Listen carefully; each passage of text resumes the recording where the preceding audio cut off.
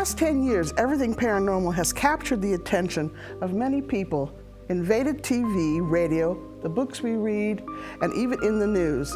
And the popularity seems to keep growing. No longer kept hidden and talked about in hushed voices.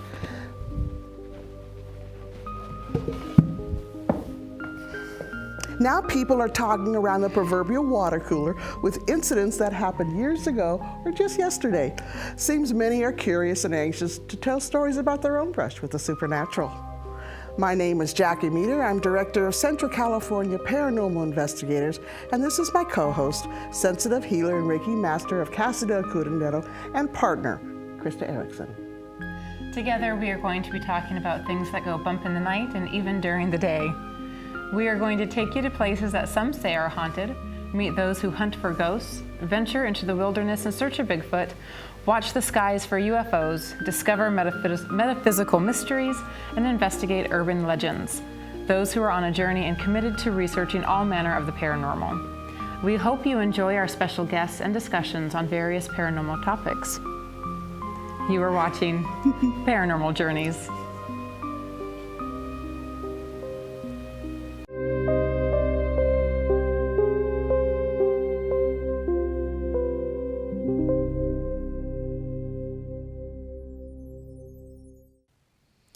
I am excited.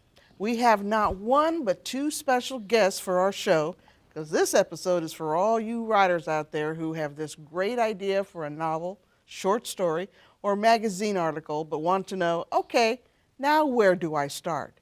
Even if you've written a book or several and want to know how I can make it better, and whether you're writing science fiction, romance, trailers, mystery, paranormal, or nonfiction, you're going to want to listen to our guests who have been on a journey living their passion and having fun at the same time.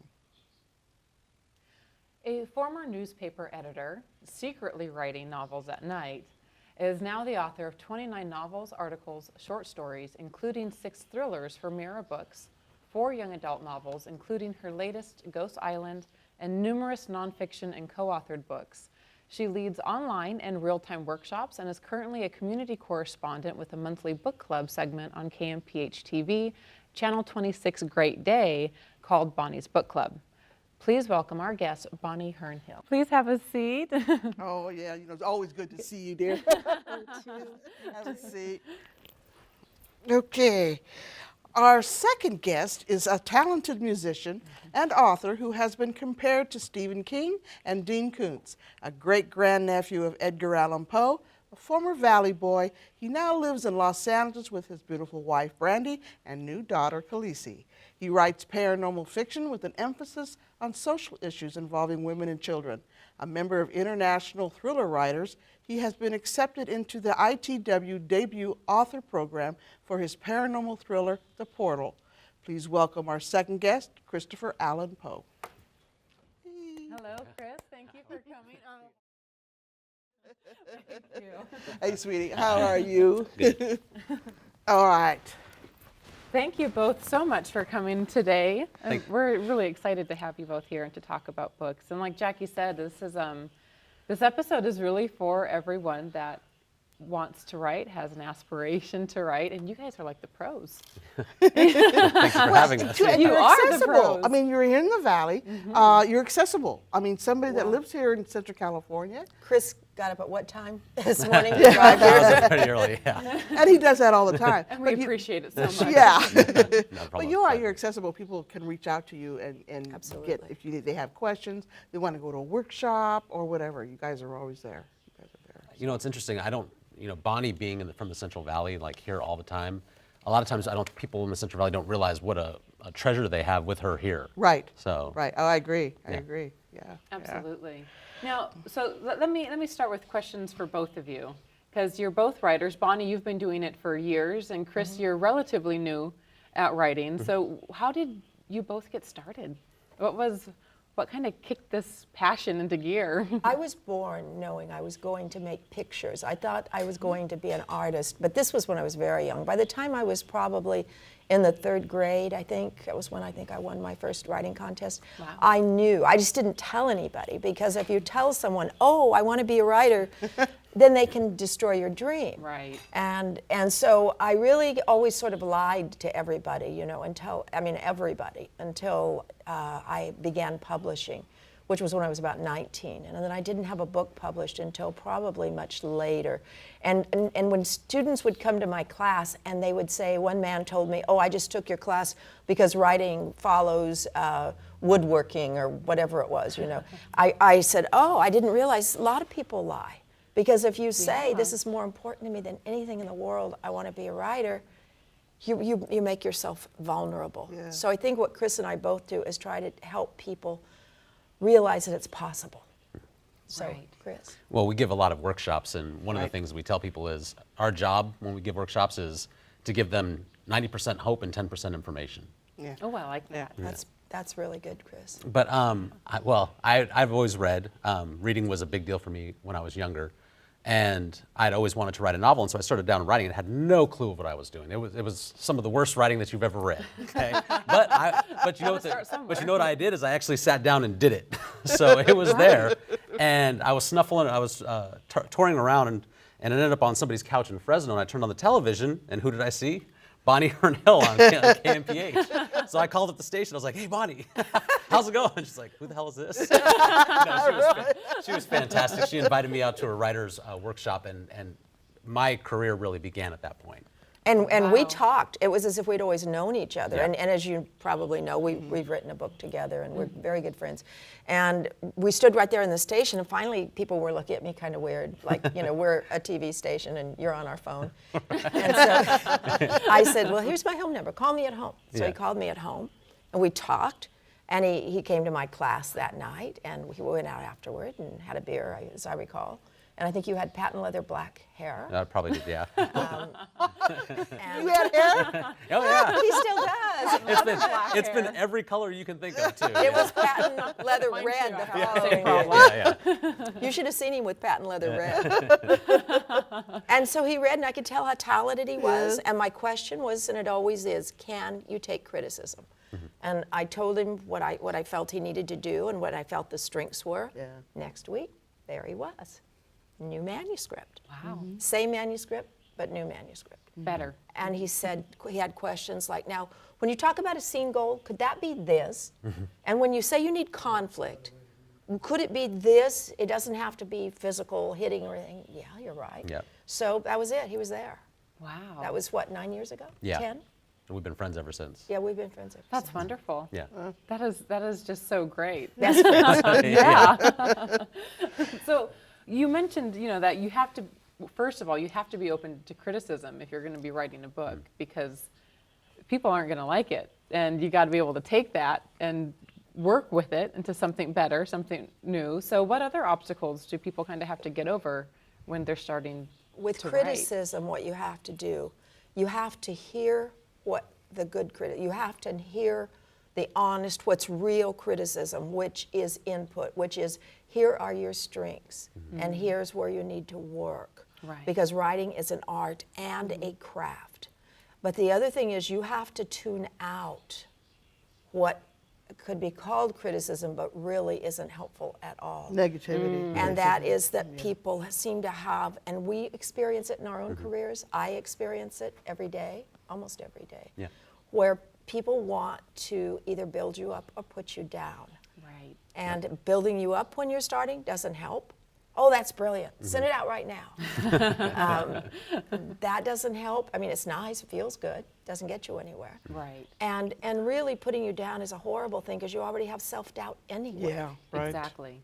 Some of the best hard. writers I've ever worked with doubt themselves. Some of the worst writers I've ever worked with walk in thinking they're Shakespeare reincarnated. That's human, and that's human nature. You want people to like you, like what you do, and so it would be human nature. Well, you get in, you're right in the middle of the ego spectrum. Because Yeah. if you have too little ego, Yeah. you'll never be able to put yourself out there. Right. Exactly. If you have too much ego, you think you're brilliant no matter what, and nobody can tell you what needs to be Right. fixed. And Right. you put people off. And you know what's interesting? Most times when you're really fighting tooth and nail for those great ideas, if you just give it 6 months and look at it again, you'll realize that it wasn't that good in the first place. But I've done that. I've done that. I you're- think you're that right, there's a both balance. sides that he talks about are driven by fear. I'm so wonderful, hubris, that's driven by fear and self-sabotage. And I just can't get it out there. I can't show it to anybody. I can't even write it. All I can do is just think about it and do an outline. That's fear and self-sabotage. So what advice would you give, Chris? Because everybody's somewhere on that spectrum. How would you know who you can trust? That's a good question. Yeah, Because I ask it all the time. that's the most Yeah. important thing. You need to find somebody. You go out into the world, and people will slowly tell on themselves. If you'll notice little phrases they'll say, like, "How's that little book coming?" These are not the people you want to give your manuscript to for advice. No. Your family, no one in your family is qualified for the No. job. Your So- English teacher Your next English- door. Not The qualified. English teacher next door is probably a very nice person, but doesn't know Chicago style, doesn't know the elements of fiction, or at least what is happening in the market right now. Right. You know, other authors who are out in the world, who you'll be able to perceive whether or not they're generally interested in pushing the art form forward. Find those people, and bounce a few ideas. It's tough in this day and age, though, because everybody wants to be a writer, and everybody's sort of in the field. So you got to be very, very careful about who you take criticism from. Right. Did you show your work to anybody before you showed it to me? I showed it to Brandy, and that was it. And Brandy being your wife. I'm sorry. Yes. That's all right. my lovely wife, Brandy. I showed it to her. fiancé at the and time. I was the most amazing. But you wouldn't believe how great I was. Okay? I was so phenomenal. They just put that thing out, and that's nice, but it's not particularly helpful. Right. Although she's changed a little bit. She knows a little bit more too. So do I. So get down to it. How did it feel when each of you got your first book published? How did it feel? Well, there were, for me, nonfiction books came first, and that was really exciting. But in my heart, I always wanted to be a novelist, so I considered myself a failed novelist until I got my first big book deal, which was in 2002, early in 2002. So it took that long, and everybody else thought I was a writer, but I didn't. And so when I got that deal, it was because of a wonderful literary agent. It was because of a timely book that I had written, and everything just sort of fell together. And they said, I had always wanted to write about women's issues, and this book was, but it came at a time when they sold it as a political thriller. And the catch was, yes, you can be successful now and maybe leave your job, but you have to write 5 more in this much time. Yeah. So, Contracts. yeah, that's what they're called. So it was a wonderful experience for me. Sometimes when my first book would come to me, where it looks like a book, it's like a galley proof, but it looks like the real book, I'd put it on the fireplace mantle and walk across the room and then just take a look, see if it was really there, and then I'd walk back. And a lot of tears. I've never held a book in my hand of mine that I haven't wept, because it's it's the one thing you do all by yourself. Right. And what about you? Well, I can vouch for that. The days of me being too manly for anything, the world, and not letting any emotion show are over. And Oh, so yeah. I cried like a baby.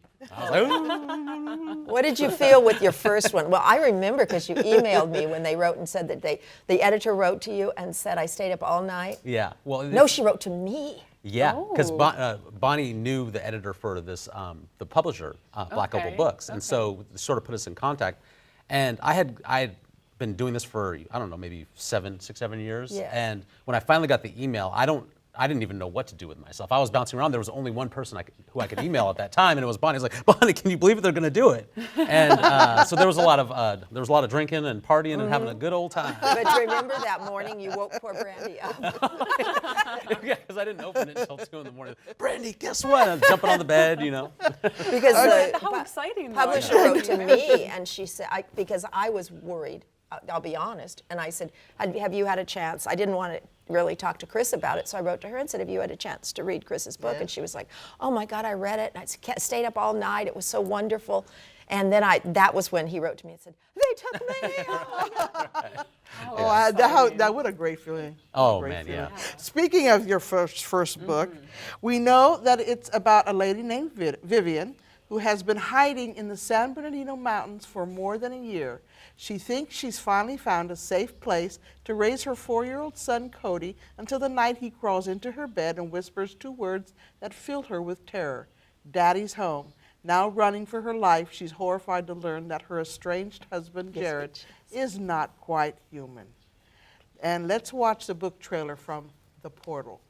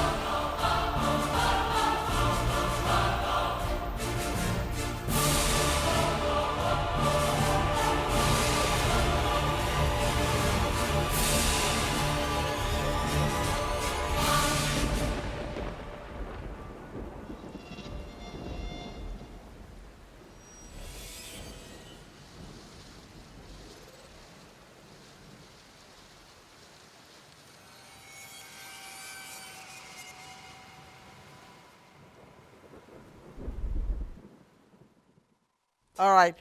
That's really creepy. Really, I'm sorry. good. That's creepy. Thank you. That's high praise for Poe. Yeah. First time I saw it, the moral of the story is a mother's love will conquer all, and if you mess with her baby, you will definitely get your ass kicked. Some of the reviews I read: fast-paced action, packed story, a suspenseful, scary tale. Plot is interesting and mysterious with well-developed characters. An amazing job keeping you on the edge of your seat. This is a can't put it down book. Okay. And I would have to agree with that because Oh, I loved it. I loved it. Yes. It did keep you on the edge of your seat because you didn't know what was going to happen. And I, for one, I know so there are several other people that are waiting for that sequel. So, any news that you can give us on that front, maybe even later down the road, you can let us know when that's coming out. It will definitely happen. I'm going to do the sequel for The Portal. But I had a couple of other books that were in me before. Yeah. And my question is, you want to deal with women and children issues. Why did you want to put that in the kind of a paranormal theme? Well, I always deal with issues dealing with women and children. I grew up with my mom and my two sisters. Right. And the situation was pretty rough. So I always do the social problems for women and children because I think that's just built into me. It comes out. Right. And so that's me giving a name to something that already comes out of my writing anyway. Right. The paranormal, my last name's Poe. Okay? Listen. How can you do anything listen, but? my daughter's going to have the same exact issue. So At least you named her Khaleesi. I think She's Khaleesi. already up there. which is a fabulous name. oh, thank you. And I like that, the issue, the domestic violence issue of the book, and the running and the abandonment issue. I mean, they're all that kind of runs the gamut there. And I like those issues, the way you address them. Thank you. Because they address them in such a way where it doesn't sound like it's preaching or preachy, or it just way people live. People do live like this. And that's part of it is that, you talk about in writing show, don't tell. The best Yeah. way to, give your message, which is inside of you anyway, is to just put it down on the page Yeah. and have your characters tell their story. Yeah, that's good. It really just added so much to the book itself. I mean, just having that backstory, it was a very powerful book. And the writing style, we were talking about this earlier, but just the writing style is so fun and unique. And you do a lot of one-liners, which are I love those always one-liners. entertaining. Well, and one of the things that Bonnie taught me initially too, and I've sort of adapted into my style, which is having dialogue on the page is so important to captivate readers. It creates conflict. Right. And so there was a lot of spaces for one-liners because people are actually engaging each other and having conflict on the page. And people do that normally, just Yeah. in talking. Yeah. In talking. That's why I liked it so much. All right, so there's one last review I want to share for this book, and it says, his first novel, Impossible, written like a veteran with a lot of twists and turns, and I can't wait to see what Poe has up his sleeves next. I swear I didn't write that. But I wouldn't. Yeah, well, That's a good review. and the best part is, guess what? You don't have to wait anymore because now your second book was just released, Dark Sight, and again, wow. Oh, Just And when we were talking earlier, and I wanted to repeat this for the viewers at home, when I read it, I mean, this heroine or the protagonist, I guess we're going to learn about. At times, I just really wanted to say, "Go, you go, girl! You go after it and get it done." And the other times, I wanted just to give her an attitude adjustment. were those other times because you have, because you're older? Because she is 16. Yes. I just went, wake up and smell the coffee. A little too naive. I might have a done little some too- foolish things when I was 16 too. I right. don't believe it. And I'm sure Didn't that we all? And Bonnie Didn't never we did all? either. Oh, I'm sure she didn't. And I'm sure that's So- it. But it's just like it evoked those kind of emotions in me. So Fantastic, it was thank like, you, yeah. and if that was your intent, then you succeeded 110%. Because Yeah. it did evoke those kind of emotions. I mean, times I didn't know whether to love her or hate her. Which is I'm what you going, want to do. Yeah. Well, let me give a brief synopsis of the second novel here. So, as the only black student at an all-white school, Monique Robinson has always had to prove herself. Now, when her best friend Victoria is left brain dead, Monique fights to bring her back.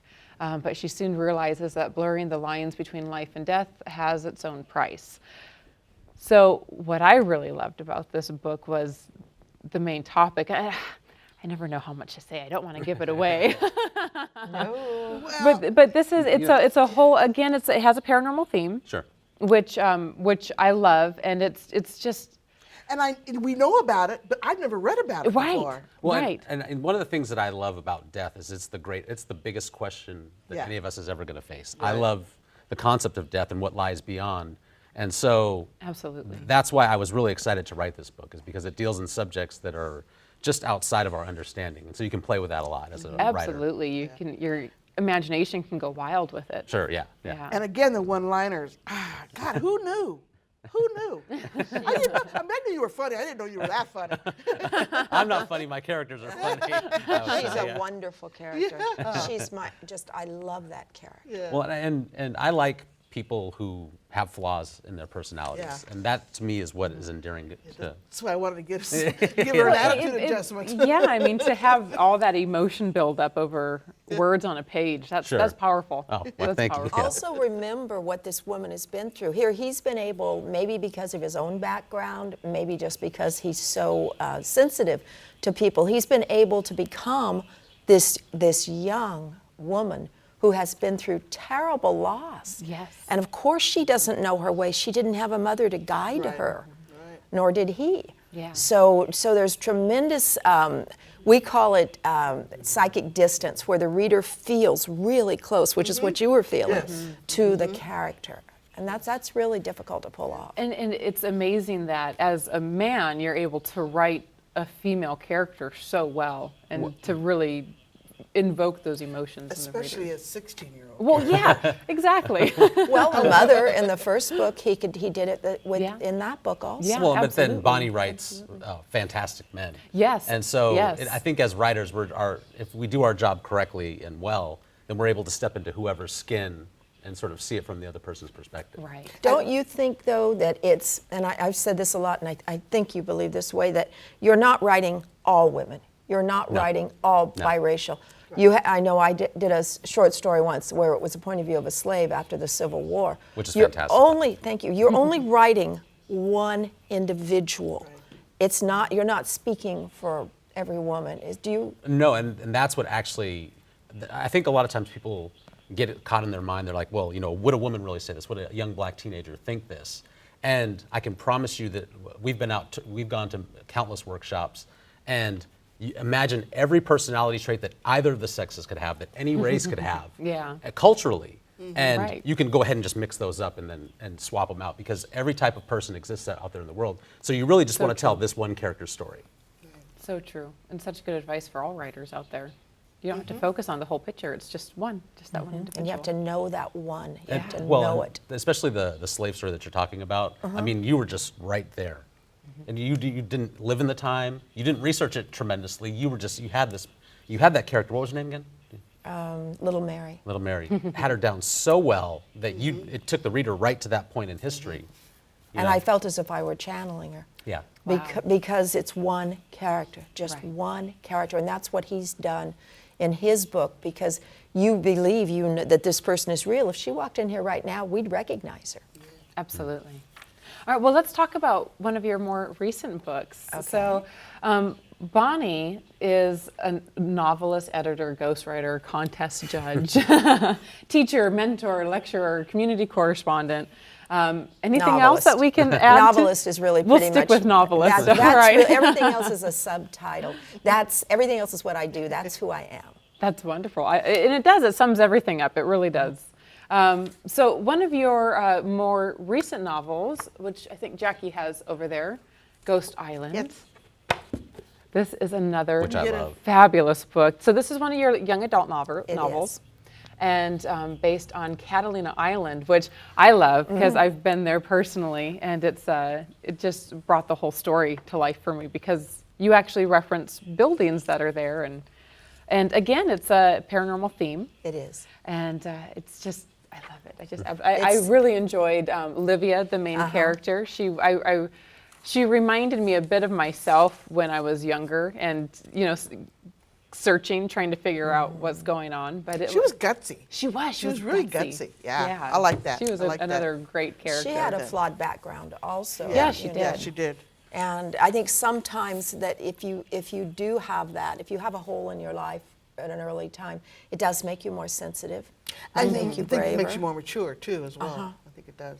Absolutely. Well, the thing that I love the most about the book is it brings together dreams, ghosts, and Catalina Island. Yeah. I mean, it's like, What a great combination. let me get on Amazon right now and buy a second copy. Yeah, really. The first time I ever went to Catalina, I actually sailed to Catalina.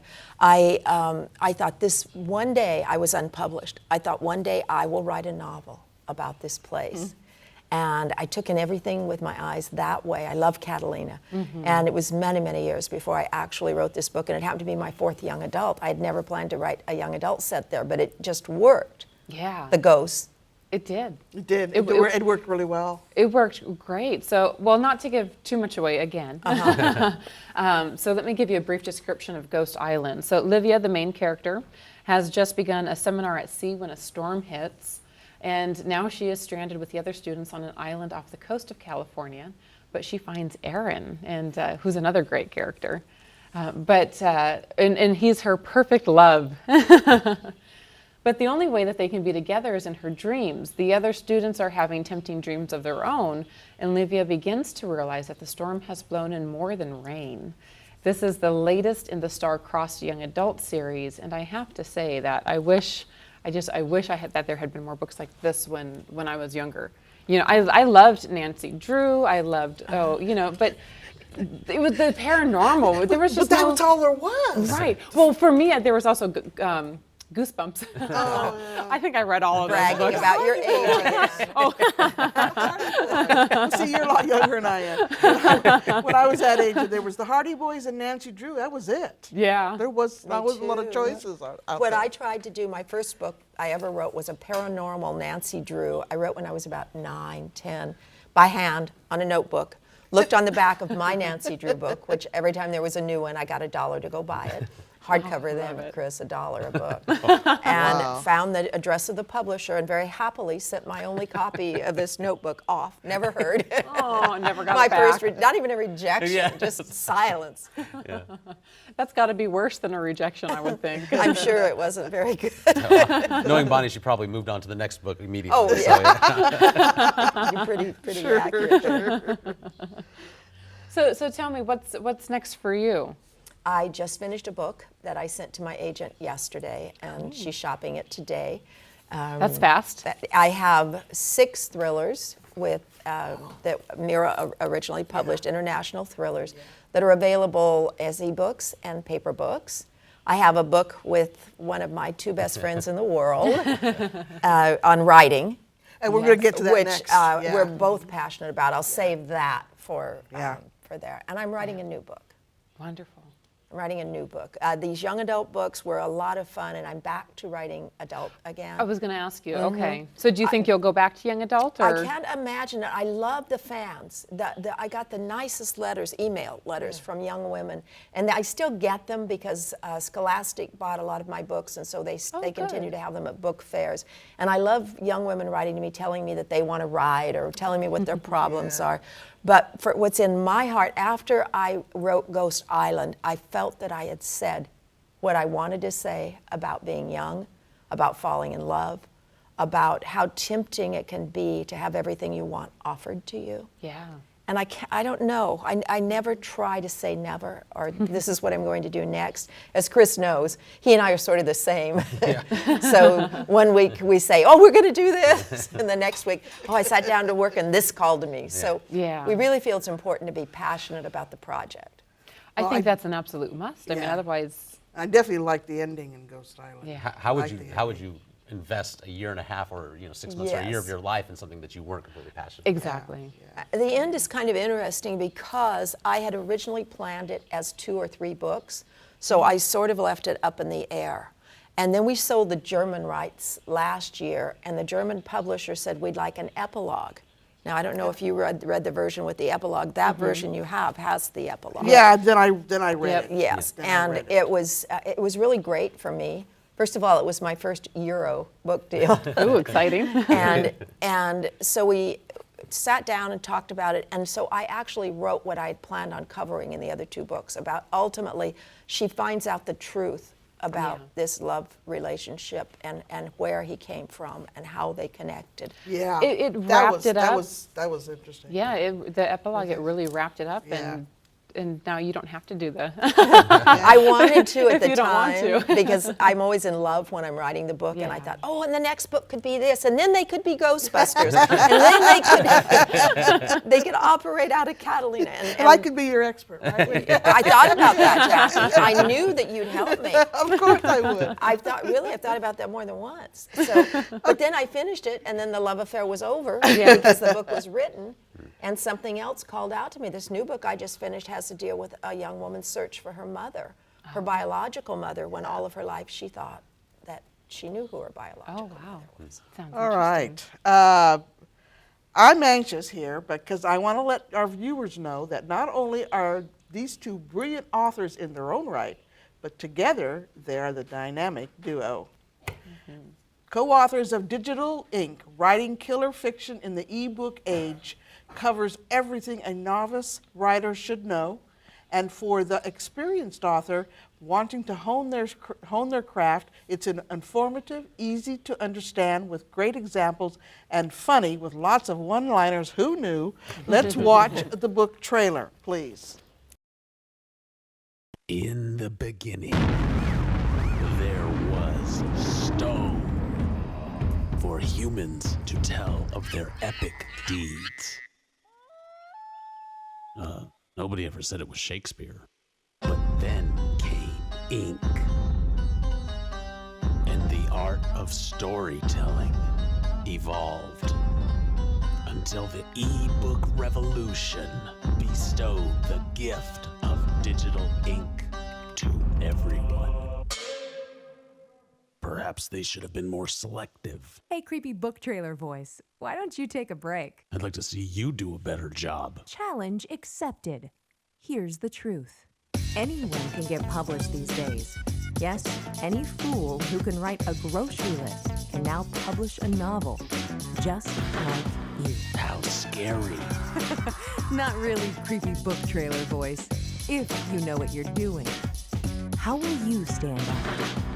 Well, you can market your heart out, you can tweet and blog like a computer hacker on meth. But if you have not written a compelling novel, you're not going to make the sale. So hook that reader from the first page. Write the book that readers want.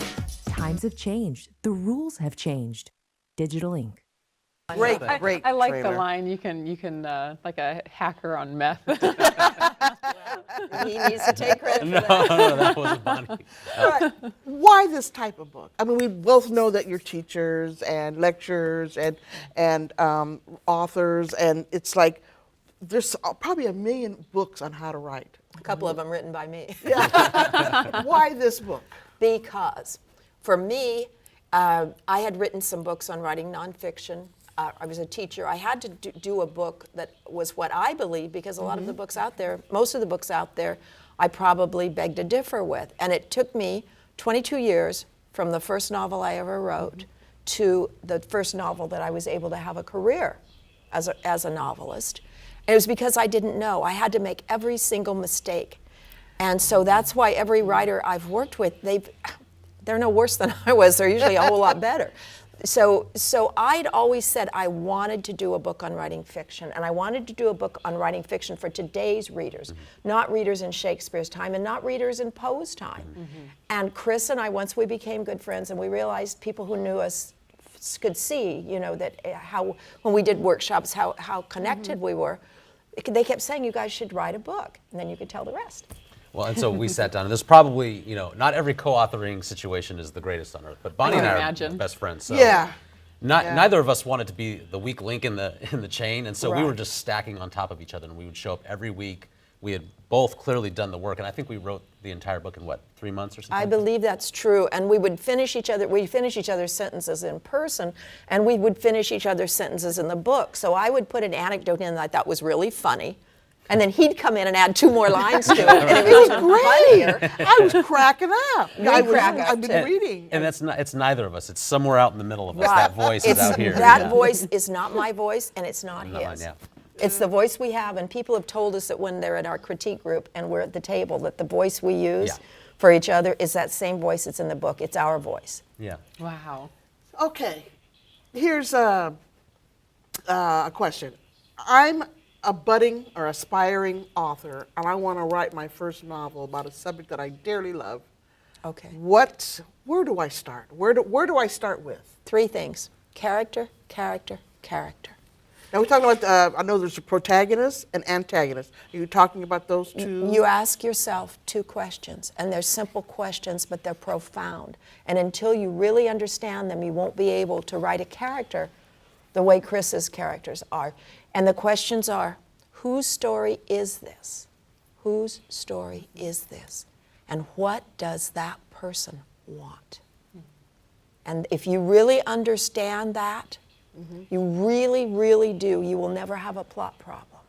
And then once you truly understand that, then you ask yourself, what is the hole in this character's life?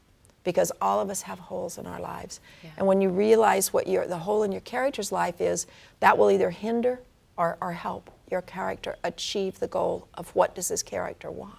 If the character doesn't want anything, you don't have a book. If Cinderella goes to the ball on page 1, the end. Chris, what do you advise? I would add one thing to that. You know what the difference between a novice writer and a professional is? Nothing. Sit your damn butt in the chair and start writing.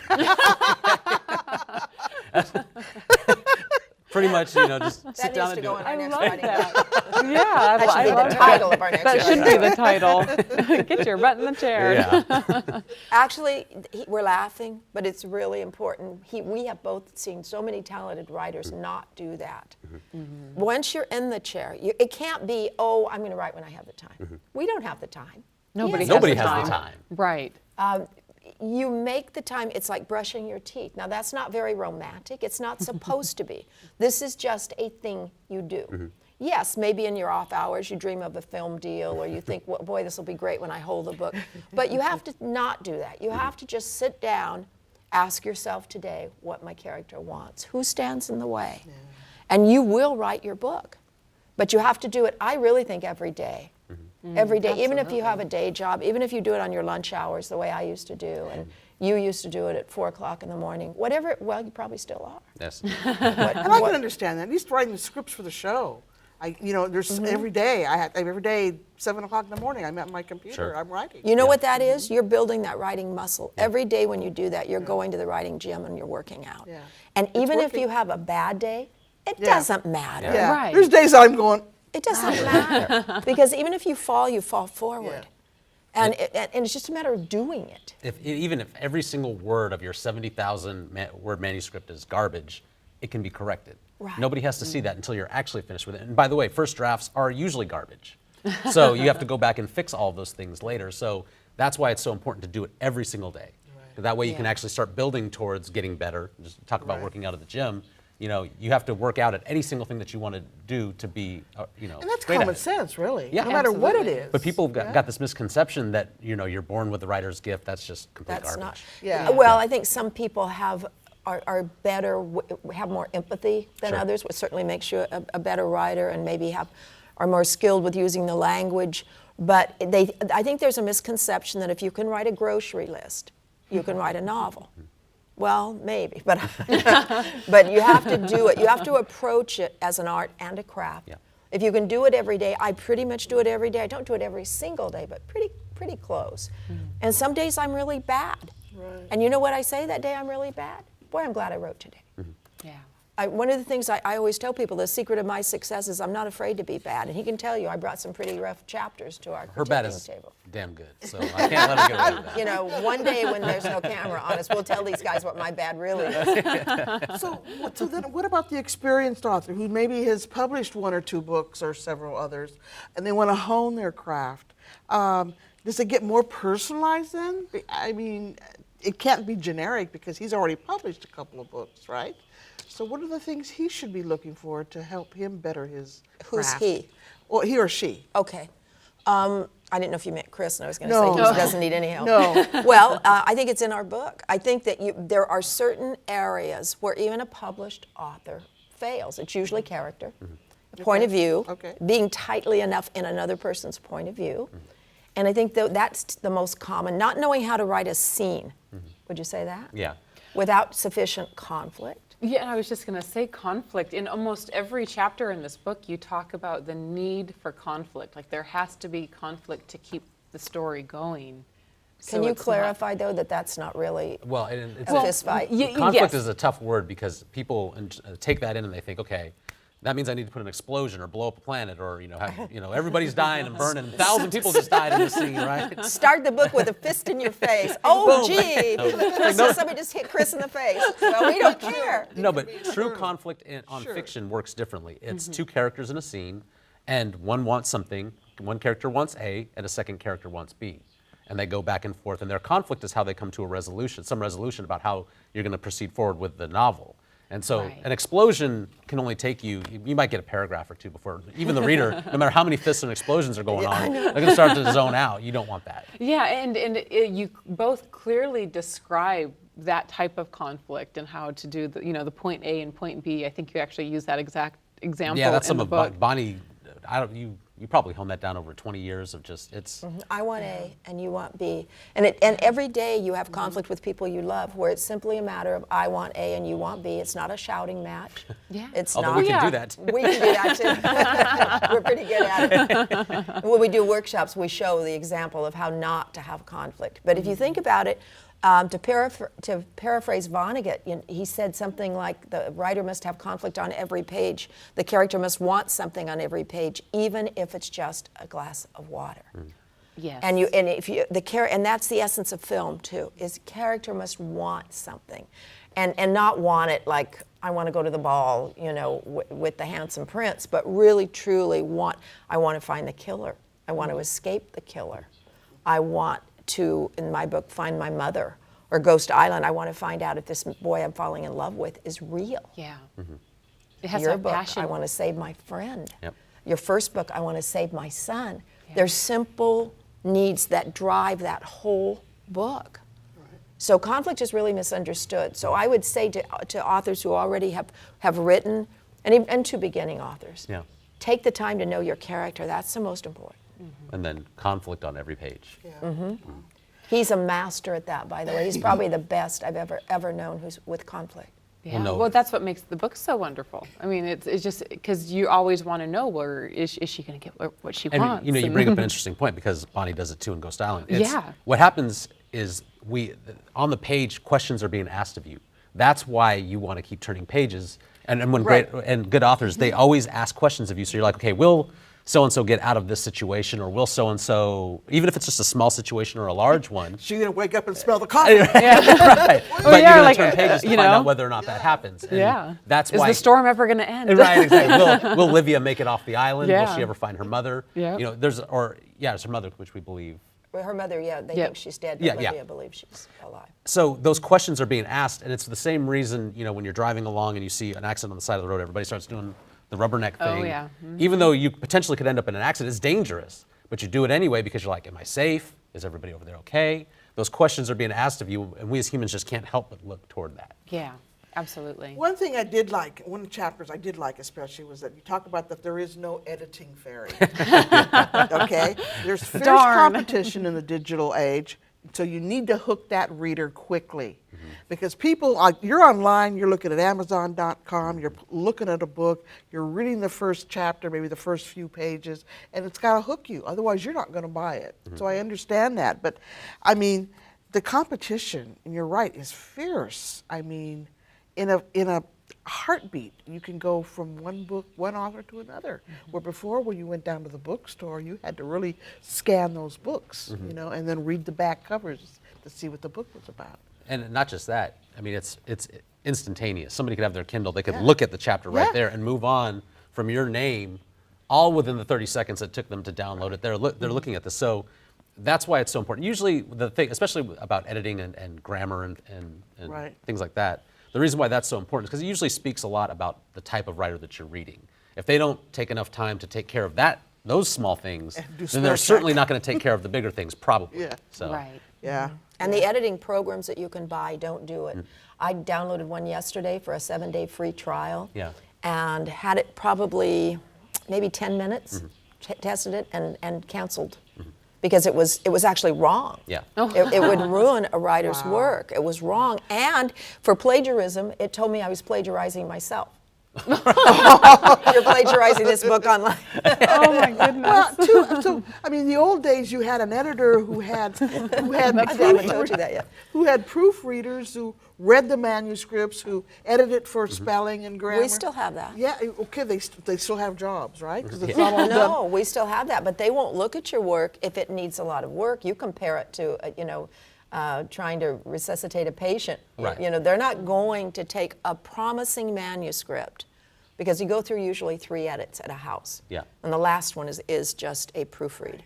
And so they're not going to do that if your manuscript, even if it has promise, even if it has a good character. They're not going to be able to get that far in, because if you have punctuation errors, and the thing is grammar's not that difficult to learn. No, it's No, not. it's not. Yes, you'll probably have to go back and learn a few things. Not everybody is Bonnie, because you were an editor for a newspaper for a long time. Well, and I was intellectually curious. Yeah. I wanted to know how sentences worked, Sure, but because I didn't want anybody else knowing more than I did. I'm surprised people don't use, spell check, I use it all the time, but that's just a very basic program, but it still gives you tells you where to put a semicolon, or should have a period, or should be capitalized, or spelling mistakes, But I'm surprised that more people don't use that. and then it's okay to get those things wrong. It's Right. okay when you're just typing the first draft Sure. down. Don't let that deter you, like, No. oh my God, I got to go back and Right. study every bit of grammar. That's not going to help. But you don't send that draft to the editor. Exactly. Right, unless You you're don't very send like the fully 7th or yourself. 8th draft Yeah. to the, yeah. But the point is, I'm trying to make sense, you need to sharpen your editing skills, your grammar and your spelling, and you can do that online. You can go take a class at the community college. Sure. There's simple things that you can do to fix that. Actually, you don't need to take a class. There's so much online, Yeah. and there's so Well- many great little self-tests.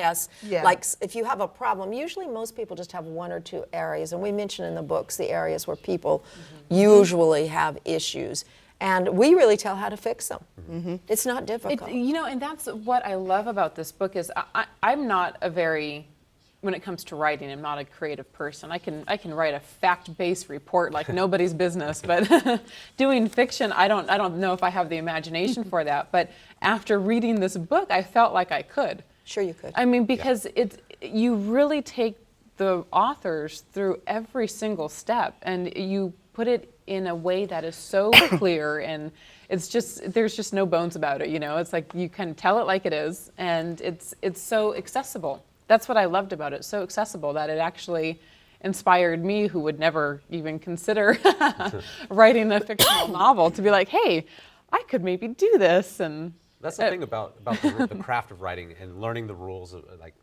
There are no hard rules that you can never break. Yeah. But it actually frees your imagination up. There's no such thing as writer's block when you know craft. That's You've either gotten your character wrong, or you've messed up something along the way. Okay. But you'll be continually working towards something, because writer's block comes in when either people don't sit down and put their butt in the chair, and they call it writer's block because they're just being lazy, and Or fearful. or fearful. Yeah. And then the second reason is because you haven't set something up correctly with the craft of writing.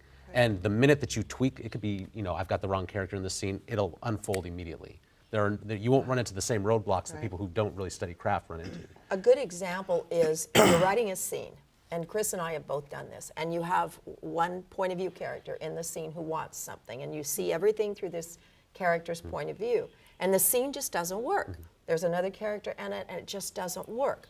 Well, that's not a matter of writer's block. You had the wrong character. And when you go back and make it in the other character's head, 9 times out of 10, you're there. Yeah. Oh, okay. So you just had the Yeah. wrong character as the viewpoint character. Isn't it's that a- exciting? it is. That's very exciting. Well, it'll free your imagination up to do the things that you really want to be working on, which is, your characters, and you can tell the story that you want to tell. Exactly. Because I suspect, like she does, that you could definitely write a novel if you really sat down Sure and you worked. could. And I'm really impressed, and I want to say this about both of you, because we've both been interviewed a lot. It's very seldom that you're interviewed by somebody who actually really read your book. So thank you for that. I thought that was pretty standard. You have to know what you're talking Yeah. about. Maybe we shouldn't have mentioned it. Just keep doing what you're doing. This is We will. great. The other thing that I think, to go along with what we just said, is that a lot of writers want, I don't know if it's because writers are solitary people. I think that's where it starts. They write what we call Robinson Crusoe syndrome, Remember Robinson Crusoe, all alone on the island, thinking? Because that's all you do when you're alone on an island is think. And so they have all this exposition, and they might start on an airplane. And the characters on it never start on an airplane. The character's alone on this airplane, and it's circling the airport, and the character's thinking about his life. And he's thinking about his life for a very long time. Or he's waking up in the morning, and he's thinking about his life. You don't want to do that. There are other ways. If you see a bunch of gray, and you don't see any dialogue, and you don't see any spaces, you have a dreadful case of Robinson Crusoe syndrome, which will lead you to an even worse case of the I-Is, the she-she's, or the he-he's. Because where every sentence starts, he verb, she verb, I verb, because there's nobody else. And you're Robinson Crusoe. All right. great. Well, one last question. Agent versus self-publishing. I know Krista had a friend who is a budding author, and that was, I think, was one of her questions, right? Yeah. She wanted to know, is it better to have an agent, or is it okay to self-publish? I mean, for years, people looked down on self-publishing. And the problem with self-publishing is having, because I work with other authors sometimes, and Bonnie does too, helping them edit, and I do graphic design sometimes. Well, yeah, he did the graphic design of my cover over there. Oh, this one? Chris did that, yeah. Oh. So Wow. the problem is there are so many little intricate details that you need to know. You're running a small business basically at that point, Right. except you're having to know the ins and outs of a business that if you self-publish, a lot of times you don't know what the ins and outs are. Right. And so we often recommend to people that if you're thinking of self-publishing, hold off, submit maybe to the indie publishers, try the agenting thing. Once you put your work out there for the self-publishing route, you don't get the opportunity to take it back. It's out there. Right. Yeah. And you have a mid-level- sales record. What I like to see, because I haven't done self-publishing per se, but I've done small publisher, independent publisher, I've done major publisher, I have the best agent on the planet. So what I say is, if you can get a good agent, that's wonderful. If you can't, you don't want a bad one. Right. It's like having a bad boyfriend. You just don't, it's better to have none. He's going to change though. No. And so, and you can't fix it. So then I say, if try that route. Then, if you get a deal with a major publisher, decide if you want it. It may not be what now with ebooks. Most of my books that are selling right now are actually the ebook version, and they're selling extremely, extremely well. And these are books that were originally published in hardcover. Yeah. So then you say, okay, maybe I don't want this big deal with a publisher, but instead of self-publishing, maybe I'll go to one of the many independents, and they probably won't pay me advance, but I might get anywhere from 45% to 70 or 75%, which for some people is a living. Yeah. Especially if you have multiple books. So I would recommend that as the last resort, or as a resort, versus self-publishing. I probably, based on what I've seen, would not recommend self-publishing. Okay. Yeah, That's good to know. I have my Paperwhite, my Kindle, and I admit that I buy more digital books than hardcover books. And there's a lot of times that if I don't see a publisher's name attached to a book, I won't even look at it because you think it's going to be bad. Well, yeah, and that's just, I think, part of the perception that's out there about self-publishing, because it's like, well, if you couldn't get a publisher, like. And also, there are a lot of independent mid-level publishers out there too. It will help you know whether or not you're ready to submit. Sometimes authors don't know whether or not they're ready to put their stuff out there in the world. Right. And if you can get it past one of their filters and somebody says, okay, this is something we want to put our energy and time into, that usually means that you've at least crossed some barriers that you might be a little more ready to. Yeah. The independent publisher, too, might very well be the one that will take the time to tell you, fix this, and this, and resubmit. I've seen that happen before. So that you're really getting more editorial feedback. Most writers, and I would say that you and I would be included in this, think they're ready before they are. Oh, yeah. And so maybe you're getting done a favor if you get rejected too early. Well, yeah, and that's something, personally, if I were writing a book and I submitted it to, for publishing to editors and I got nothing but rejections, I would certainly work it Well, a there are few times. people who don't. Exactly. They go right to Amazon Publishing Oh, Direct. yes. Exactly, which is Create why I space. don't Yeah. buy those. We know people like that. Yeah. Who, somebody I was in my class couldn't take criticism. Yeah. Just went out and self-published his book. Yeah, and then, Oh. you know, just so you know, for the most part, most self-published authors sell around, what do you think, 100 books? If that. If Oh, that. ouch. So, I would be ecstatic with 100 books. no, you Not when you got 7 billion people. Yeah, on not the when you planet. spend a year doing something. That's true. That's true. Or two or well, three, yeah. okay. No, you really start looking at it once it really becomes, you owe it to your book. Yeah. You know, Yeah. you put your heart and soul in this book and you believe you have something worth saying. You don't want only 100 people to hear it. You really want, I love making foreign sales because I think, I can't read the languages being printed in, but somebody can. Exactly. And it's a great feeling. Yeah, I can only imagine. This is really exciting and interesting. I love this idea that anybody can do it, and especially with your help. And not only the book, but you guys are always doing workshops. It seems like there's always something going Yeah. on with Yeah. either both or one of you. Bonnie, you here in Fresno is. We just returned from Mount Sac College in Covina, which is the largest community college in California, and just had an amazing time with the writers there. Yeah, and It's I can tell really you, that's one of the most rewarding experiences. Me too. And especially because I get to do it with Bonnie, so. Yeah. It's fun. We Yeah, do you it guys are together. great. It's like, I don't go palling around and have a go. Yeah, and also though the director of that program, the writing program there, John Branningham, we Yeah. might as well give him a Might as well, plug, yeah. is doing amazing things. He has people graduating from community college who are published when they graduate. Yeah. Amazing. that's wonderful. wonderful. And you're helping. And we want to help. This was what, your wonderful. second year and my third, I think. Yeah. How do people find you for your workshops? Do you have Website. a website? So you Website. will have them on the screen. I'll put 'em right? on the screen, Okay, we'll yeah. have your websites on the screen. And like I said, you guys are always doing workshops. If you are an author, whether you're just starting out, whether you've already published a few, but you feel you need help, these are the two to go to. They just buy this digital. Don't Yeah. even I mean, hesitate to contact us either. Yeah. We answer emails all the Yeah. time. We love Buy to the talk to book. new For a lot. authors. Good. Buy the book. And just maybe if you just want to network too. We love that Yeah. too. just absolutely amazing. Sure, you can find us on Facebook too and Twitter. Yeah. Oh yes, of course, all the social media. Yeah. Talking in the digital age, right? All right, Jackie. So I think that wraps it up for us today. Thank you again, both, Thank you so very much, much. so much for coming and being with us today and sharing your fun. stories. I do want to remind viewers that The Portal and Dark Site by Christopher Allan Poe and Bonnie Hearn Hill's book, Ghost Island, and other thrillers, plus the digital ink, they're all available through your local bookstores. You can buy them all online as well. And so get your copies. Let us know what you think. I loved all of them, and I can't wait for more. And we did read all of them. We did. And I'm enjoyed impressed. them. I'm so impressed. yes, and this is only Bonnie's latest one. I'm going to be backtracking now because I loved the writing. So I can't wait. So let us know what you guys think, and we will see you back next month for our next show about more paranormal topics on the last Wednesday of every month. Same channel, same time. We hope you enjoyed the show. If you have questions or comments, please contact us at paranormaljourneys1@gmail.com. You can find us on Facebook. And if you like what you've seen so far, go to our page, give us a like, and we always post all of our previous shows there as well, so you have links to everything. So, on behalf of Jackie and myself, Take care and be safe.